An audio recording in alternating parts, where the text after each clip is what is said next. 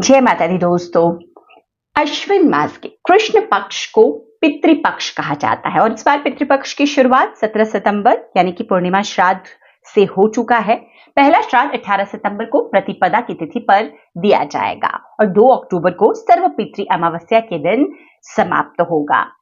तो पितृपक्ष के दिनों में, जो कि पितरों को समर्पित है, ऐसा माना जाता है कि पूर्वज शांति के लिए तर्पण किया जाता है। इस दौरान जो हमारे पितृ होते हैं ना, वो धरती पर आते हैं और अपने परिजनों से मिलते हैं।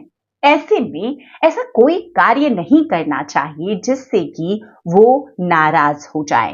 तो आज इस वीडियो में मैं आपको बताने जा रही हूं कि पितृपक्ष के इन 15 दिनों में कौन से ऐसे कार्य हैं जो हमें भूलकर नहीं करने चाहिए। सबसे पहला, पितृपक्ष के दिनों में कोई भी मांगलिक कार्य आपको नहीं करना है।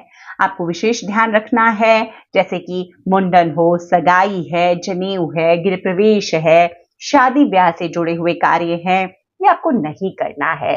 इस दौरान आपको विशेष खरीदारी, जैसे कि नए वाहनों की खरीदारी, आप सोने चांदी के आभूषण खरीदना चाहते हैं, ये नहीं करना चाहिए। पितृपक्ष में खरीदारी में कोई ऐसी विशेष चीजें जो आपके उपयोग के लिए है, अवॉइड करना चाहिए, नहीं खरीदना चाहिए। शास्त्रों में ये बताया गया है कि इन दिनों जो हम खरीदारी करते हैं ना, वो हमें पितरों के निमित्त करनी चाहिए। उनके दान से, तर्पण से जुड़ी हुई दान से ब्राह्मणों के लिए आप अगर खरीदारी करना चाहते हैं, आप बिल्कुल कर सकते हैं, लेकिन ऐसी कोई खरीदारी ना करें जिसको अवॉइड इन पितृपक्ष के दिनों में किया जा सकता है, जो जरूरी नहीं है। आप अपनी सुविधाओं के लिए खरीद रहे हैं तो उससे थोड़ा आपको बचना चाहिए। अब अगला कार्य, पितृपक्ष के दिनों में नए घर के निर्माण का कार्य आपको बिल्कुल नहीं शुरू करना है। आपको श्राद्ध के दिनों में देखिए हर एक कार्य को वर्जित बताया जाता है, इससे भी नकारात्मकता फैलती है, आपके कार्य में बाधाएं आती है क्योंकि पितृ नाराज हो जाते हैं। तो आपको इस बात का ध्यान देना है। चौथी चीज, पितृपक्ष के दिनों में आपको मांस मदिरा से दूर रहना है। जो लोग भी देखिए मांसाहार भोजन करते हैं, पितृपक्ष के दिनों में आपको नहीं खाना है। जो लोग भी ड्रिंक करते हैं, पितृपक्ष के दिनों में आपको नहीं करना है। ऐसा करने से भी पितर नाराज होते हैं, पितृदोष उत्पन्न होता है, जिसकी वजह से आपके परिवार पर, आपके जीवन पर बहुत गलत प्रभाव पड़ते हैं। तो आप इन चीजों से दूर रहिए। पांचवी चीज, पितृपक्ष में कुछ ऐसी चीजें होती हैं जिनको हाथ भी नहीं लगाना चाहिए, इससे भी पितर नाराज होते हैं। क्या है वो चीजें? काला नमक, चना, खीरा, सरसों का साग और लौकी, ये चीजें पितृपक्ष के दिनों में आपको अवॉइड करना है, ध्यान रखेंगे। छठा कार्य, पितृपक्ष के दिनों में आपको जो श्राद्ध तर्पण है ना, जो दान पुण्य के कर्म आप करेंगे, वो सब कुछ सूर्य की रोशनी में ही संपन्न कर लेना है।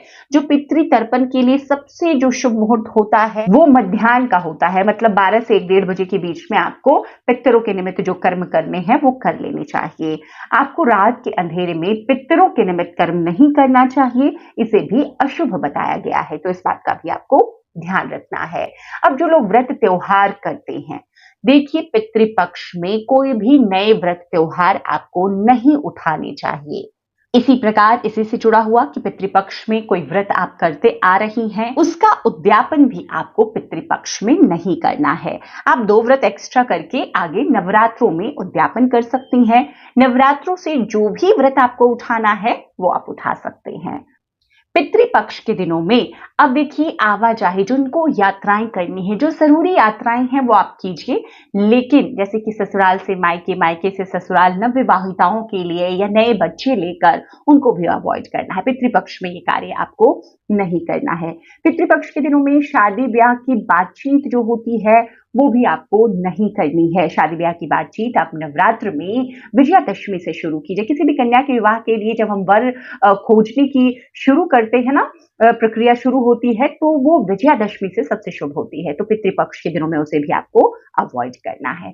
तो ये कुछ ऐसी चीजें हैं जो पितृपक्ष में आपको भूल कर नहीं करना चाहिए। पितरों के निमित्त आपको कर्म करने चाहिए जिससे पितर प्रसन्न हो।